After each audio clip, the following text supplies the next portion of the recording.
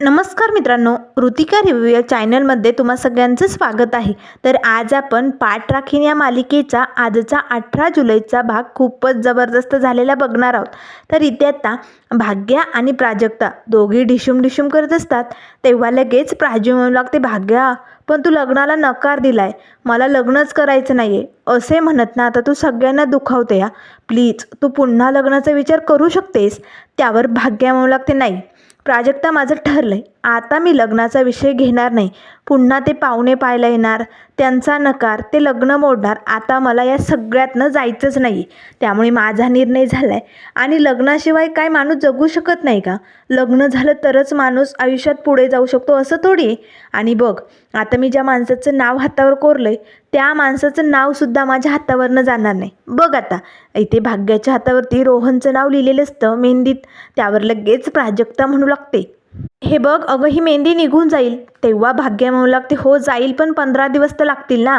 तोपर्यंत मला या माणसाचं नाव बघावं लागेल माझ्या हातावर. त्यावर लगेच आता प्राजक्ता म्हणू लागते, नाव असलं तरी त्याचं ना, तरी प्रेम माझंच आहे. माझं तुझ्यावरती खूप प्रेम आहे म्हणून तुझी मेहंदी रंगली ना. आणि या रोहनला तर मी अशी डिशूम करणार आहे. आता दोघी हसू लागतात, एकमेकींना मिठी मारतात. तर त्यानंतर दुसऱ्या दिवसाची सकाळ झालेली असते. सकाळी सकाळी प्राजक्ता आता इकडे सूर्यवंशीच्या घरात ट्युशन घेण्यासाठी आलेली असते. तेवढ्यात लगेच आता प्राजक्ताला बघताच समर आणि समायरा खूपच खुश होतात. बरं झालं टीचर तुम्ही आलात, तुमच्याशिवाय आम्हाला ना करमतच नव्हतं. त्याच वेळेस आता हॉलमध्ये प्रीती येते. आली ही प्राजक्ता पुन्हा या घरात आली. हिच्यामुळे या घरात एवढं मोठं नुकसान झालं, पण नाही, पुन्हा लाज नसल्यावानी या घरात आली. आणि मला आता मोठ्या आई येण्याआधी हिला इकडनं हाकलावं लागेल. नाहीतर जर मोठ्या आईंनी हिला बघितलं तर हिचा पुळका सुटेल आणि मग काय हिला सुनबाई करून घेण्यासाठी मोठ्या आई डावावर डाव टाकतील. त्याच वेळेस आता प्रीती लगेच प्राजक्ताजवळ येते. ए प्राजक्ता, तुला जरा तरी जन्नाची नाही तर मनाची तरी लाज वाटते का गं? अगं तुझ्यामुळे आमच्या घरात एवढं मोठं नुकसान झालंय, तरीही तोंड घेऊन पुन्हा तू आमच्या घरात आलीच कशी? तेव्हा लगेच आता प्राजक्ता म्हणू लागते, ते मॅडम. त्यावर लगेच आता प्रीती म्हणू लागते, गप्प बैस.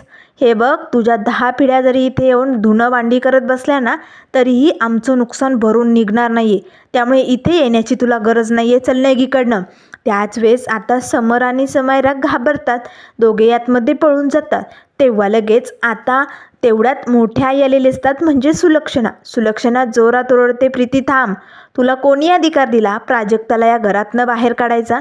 सूर्यवंशीच्या घरात फक्त सुलक्षणा सूर्यवंशीचा शब्द शेवटचा शब्द असतो. आणि मी इथे प्राजक्ताला ट्युशन घेण्यासाठी बोलावणार. तू तिला बाहेर काढणारी कोण?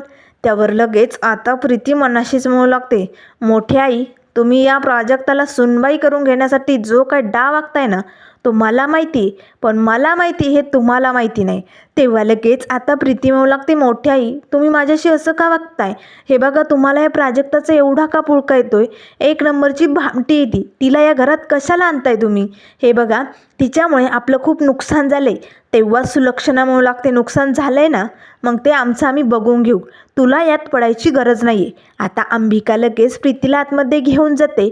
त्याच वेळेस प्राजक्ता म्हणू लागते, मॅडम जर मी या घरात तुम्हाला नको असेल तर मला काही हरकत नाही, मी जाते. प्राजक्ता निघालेली असताना सुलक्षणा म्हणू लागते, थांब प्राजक्ता, ए इकडे बैस बरं. हे बघ प्रीतीचं बोलणं तू मनाला लावून घेऊ नको. हे बघ प्रीती बोलली म्हणून तू वाईट वाटून घेशील आणि या घरात येणं बंद करशील, पण हे मला चालणार नाही. त्यावर प्राजक्ता म्हणू लागते, पण मॅम आपल्यामुळे जर एखाद्याला त्रास होत असेल तर त्या माणसाला आपण जवळ त्याची आपुलकी का करावी? तुम्हाला तर माझा राग यायला पाहिजे की नाही, मग तुम्ही माझी बाजू का घेताय? तेव्हा सुलक्षणा म्हणू लागते, सुलक्षणा सूर्यवंशीची जी खासियत आहे ना तुला माहिती नाही आहे. मला मनाची चांगली असणारी माणसं खूप आवडतात आणि तू अगदी निर्मळ मनाची, साफ मनाची आणि अगदी प्रामाणिक आहे हे मला माहिती आहे. त्यामुळे तुझं या घरात येणं खूप महत्त्वाचं आहे आमच्यासाठी. तेव्हा लगेच प्राजक्ता म्हणू लागते, पण मॅडम माझ्यामुळे तुमचं खूप नुकसान झालं आहे आणि त्यामुळे मी या घरात येणं बरं नाही वाटत. त्यावर लगेच सुलक्षणा म्हणू लागते, नाही सुलक्षणा सूर्यवंशी कधी काही वेडवाकडं बोलत नाही. जर तू या घरात आली नाही ना तर माझं वैयक्तिक मोठं नुकसान होणार आहे. तेव्हा प्राजक्ता म्हणू लागते, ते काय? मी समजले नाही. त्यावर सुलक्षणा म्हणू लागते, हे बघ माझी ही जी मुलं बिघडली आहेत ना, ती कशामुळे बिघडली हे तर मला माहिती नाही, पण मला ना माझी ही छोटी जी समर आणि समायरा आहे ना त्यांना त्यांच्यासारखं बिघडू द्यायचं नाही गं. तू महिन्यापासून त्यांची ट्युशन घेते, त्यांच्यात जो बदल आनंदी दिसतोय ना तो खूप आवडतोय मला. त्यामुळे हे बघ, तुला या घरात येणं भाग आहे. शेवटी तुला सूर्यवंशीच्या घरातच यायचं आहे. त्यामुळे प्लीज ट्युशन घेणं बंद करू नको. माझ्या समर आणि समायरासाठी कर ना एवढं प्लीज. तेव्हा लगेच प्राजक्ता म्हणू लागते, ठीक आहे.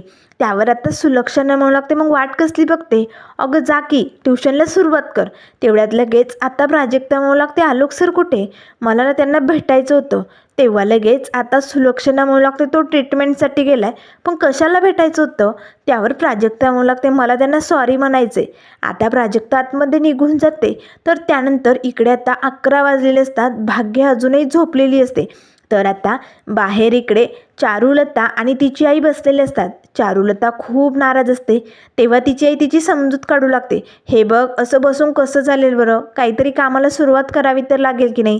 तेवढ्यात उठून भाग्य येते, अगं आई 11 वाजले, तुम्ही मला उठवलं नाही.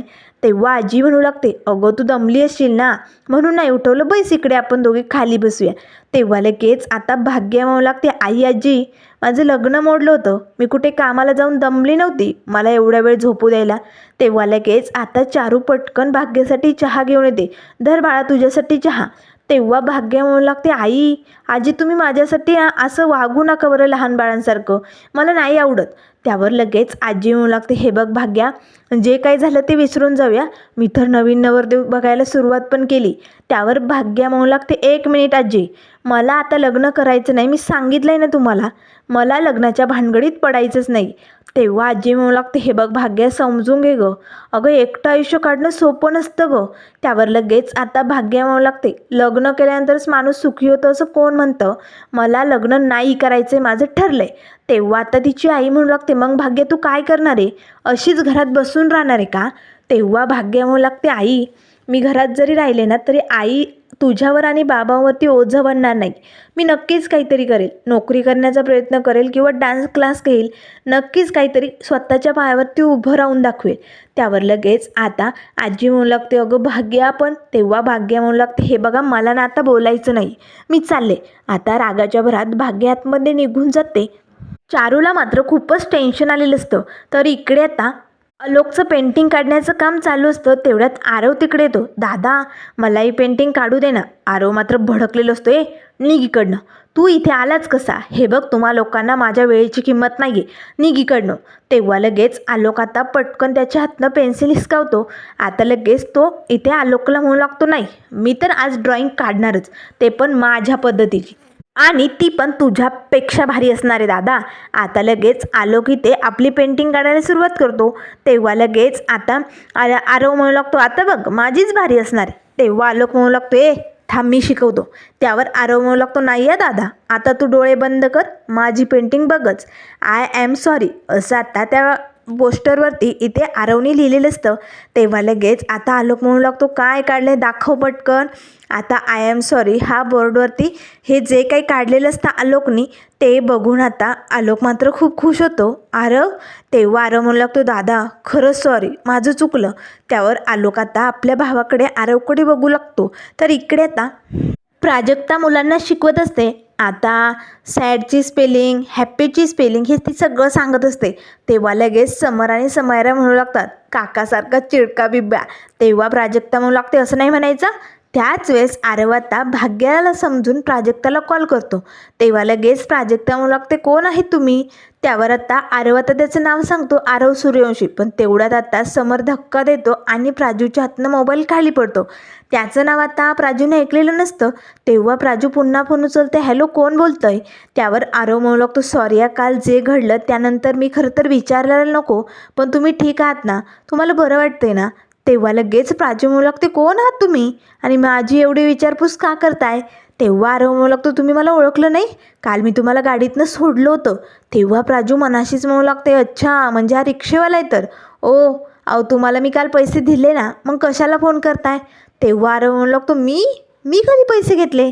नाही तुमचा काहीतरी गैरसमज झाला आहे. तेव्हा प्राजू म्हणू लागते, माहिती आहे ना, तुमच्यासारखे लोक असेच ऑनलाईन ना आमचे नंबर काढतात आणि मग असे फोन लावतात, माहिती तुमच्यासारखे लोक कसे. तेव्हा लगेच आरव म्हणू लागतो, 1 मिनिट, तुमचा काहीतरी गैरसमज झाला आहे, मी आरव सूर्यवंशी बोलतोय. आता प्राजूला धक्का बसतो, अरे बापरे सॉरी हा, खरं तर मी ओळखलं नाही तुम्हाला, पण घरातल्या घरात तुम्ही फोन का केला आहे? तुमचं घर एवढं मोठं आहे का की माणसं एकमेकांना भेटत नाही? तेव्हा आरव म्हणू लागतो, म्हणजे तुम्ही घरी आलात का? मी येतो तुम्हाला भेटायला. प्राजक्ता आता बाहेर जाते. आरव आलेला असतो तेव्हा लगेच आता प्राजक्ताला बघताच आरवला धक्का बसतो, हा मोबाईल तुमच्याकडे कसा? भाग्याचं नाव येतं आहे. तेव्हा प्राजक्ता म्हणू लागते, भाग्याचा आणि माझा एकच नंबर आहे. तेव्हा आलोक म्हणू लागतो, काय? अरे भाग्याचा आणि तुमचा एक नंबर? नाही नाही नाही, हे कसं शक्य आहे? हे बघा, आरव सूर्यवंशीला एवढं तरी माहिती आहे की कंपनीनं एका माणसाला एक नंबर देते, दोघात एक नाही देतो. त्यावर प्राजू म्हणू लागते, हे बघा आरव सर, कसं आहे ना, आम्ही दोघी बहिणींना एकच नंबर वापरतो. घरी असल्यानंतर दोघींचे कॉल त्यावरती येतात, पण जर कामासाठी कोणी बाहेर पडलं तर तिच्याकडे फोन असतो. तेव्हा आरव म्हणू लागतो, शी, मग आता सगळं टॅटॅ बाय बाय. तेव्हा प्राजू म्हणू लागते, काय झालं आहे? तेव्हा आरव म्हणू लागतो, कुठे काय, काहीच नाही. तर इकडे आता या प्रीतीने मोठा डाव आखण्याचं ठरवलेलं असतं. खाली आता एक डिलेवरी बॉय आलेला असतो. तेवढ्यात आता लगेच दरवाजाची बेल वाजताच आलोक आता पटकन ते पार्सल घेण्यासाठी दरवाजा देतो. त्याच वेळेस आता प्रीतीने त्याला मुद्दामून भडकवण्यासाठी हे सगळं केलेलं असतं. तेव्हा लगेच तो बॉय म्हणू लागतो, तुम्ही तेच ना सूर्यवंशी घराण्यातली सरकी? त्या दिवशी व्हिडिओमध्ये बघितलं, पण मला मारू नका. आलोकला आता खूप राग येतो, तुम्हाला सरकी बोलला? सर्किट? आता मी तुला सोडणार नाही. तो डिलेवरी बॉय तिकडनं पळ काढतो. त्याच वेळेस अंबिका आणि सुलक्षणा भडकलेल्या आलोकला पकडतात. तेव्हा प्रीती म्हणू लागते, बघा बघा, मोठ्याही बघताय ना, भाऊजींचा रागाचा पारा किती चढलाय. तो डिलेवरी बॉय व्हिडिओ बघून घाबरून गेला तर घरातल्या माणसांचं काय होणार आहे? आता आलोकला या प्रीतीचा खूप राग येतो. तेव्हा सुलक्षणा म्हणू लागते, आलोक शांत हो, हे बघ असं नको करू. तेव्हा आलोक म्हणू लागतो, बास सुलक्षणा सूर्यवंशी, या सगळ्याला जिम्मेदार तुम्ही होता, तुम्ही आज जिम्मेदार. काय गरज होती घरात पार्टी ठेवायची? ठेवली तर ठेवली, प्राजक्ताला बोलावलं, काय गरज होती? हे सगळं तुमच्यामुळे आणि त्या प्राजक्तामुळे झालं या, सोडणार नाही मी एकेकाला. असे म्हणत आता भडकलेला आलोक आतमध्ये निघून जातो. तर त्यानंतर मित्रांनो पुढील भागामध्ये आपल्याला बघायला मिळेल प्राजक्ता आता आलोकला सॉरी म्हणण्यासाठी आलेली असते. सॉरी, त्या दिवशी घरात आग लागली होती, मी तुमचा आवाज ऐकला नाही आणि आतमध्ये आले, माझी चूक झाली खूप मोठी. त्यावर लगेच आता आलोक म्हणू लागतो, तुझी हिंमत कशी झाली मला सॉरी म्हणायची? आलोक लगेच प्राजूचा गळा पकडतो आणि जोर जोरात दाबू लागतो. सगळेजण धावत येतात, आलोकला सोडवण्याचा प्रयत्न करत असतात.